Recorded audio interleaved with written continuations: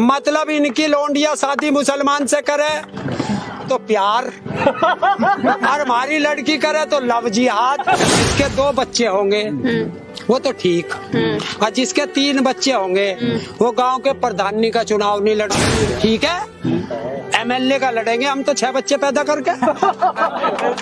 और भारत का अर्णव गोस्वामी वो बैठा नोएडा में तालिबान। अगर मेरा बाप प्रधानमंत्री है तो मैं प्रधानमंत्री के खिलाफ धरने पे बैठूंगा। मैं तो अपने बाप से कह दूंगा कि मेरे जितने भी मुकदमे सारे माफ कर, जैसे योगी ने अपने कर लिए। अरे हिंदुस्तान में रहना होगा तो किसान किसान कहना होगा। विधानसभा चुनाव आने वाला है, उससे पहले ही जो मामले हैं वो खराब नजर आ रहे हैं। चूड़ी वाला एक केस अभी इंदौर में हुआ है, उसको लेके क्या कहेंगे? चूड़ी वाले पे ही धाराएं लगा दी गई हैं, पीटा गया है उसके ऊपर। अच्छी बात है, लगाने दो, अच्छी बात है। देश की जनता देख रही है, क्योंकि इस देश के अंदर जब तक हिंदू मुस्लिम नहीं होगा, जातिवाद नहीं होगा, तब तक बीजेपी का पेट नहीं भरता है। क्योंकि अपराधियों को तो पकड़ने की इनकी हिम्मत नहीं है, क्योंकि वे अपराधी बीजेपी वाले हैं, वे अपराधी RSS के हैं। तो जनता को कैसे शांत किया जाए, तो इनका है कि जिसके ऊपर जुल्म होता है उसी को ये जेल में भेजते हैं। आखिर इतनी नफरत आती कहाँ है लोगों में?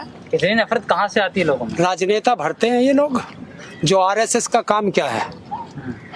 RSS का काम है स्वयं सेवक संघ है वो, तो लोगों की क्या है? सेवा करना। कौन कह रहा सेवा करना है?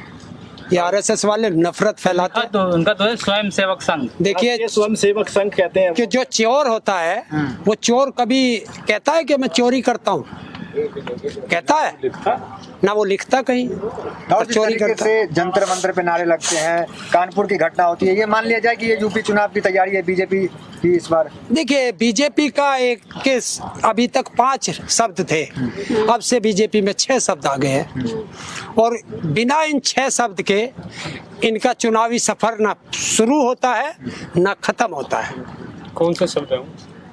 हिंदू मुस्लिम, कब्रिस्तान शमशान, और 5वां था इनका पाकिस्तान, लेकिन अब इन्हें 6ठा मिल गया, छोटा भाई तालिबान। ये सारी चीजें मीडिया भी तो कह रही है। क्या तालिबान पे डिबेट चल रही है, और किस चीज पे चलेगी?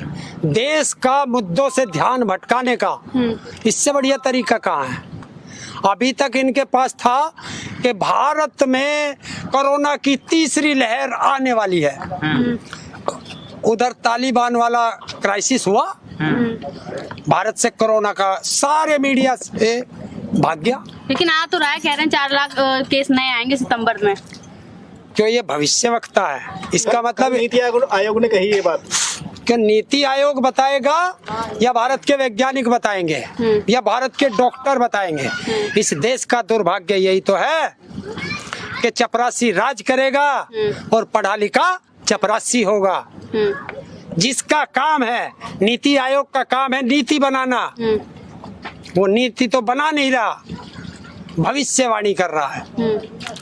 अरे एम्स के डायरेक्टर है, बड़े डॉक्टर हैं गुलेरिया, वो बताएं, और हमारे इसके वैज्ञानिक होंगे वो बताएं तो बात जायज भी लगती है।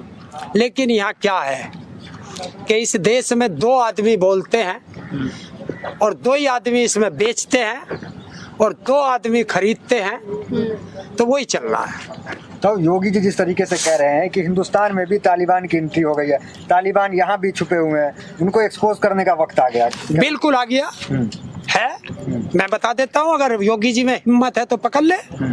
और भारत का अर्णव गोस्वामी वो बैठा नोएडा में, और उसने ट्वीट किया है कि यार भारत विद तालिबान, पकड़ो।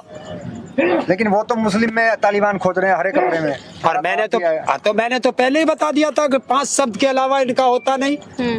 इनमें हिम्मत नहीं कि अगर ये चुनाव लड़ जाए अपने काम पर, क्योंकि भारत का सबसे बड़ा बेरोजगार, उत्तर प्रदेश का बेरोजगार युवा जो रोज लाठियां खा रहा है, वो तैयार बैठा है।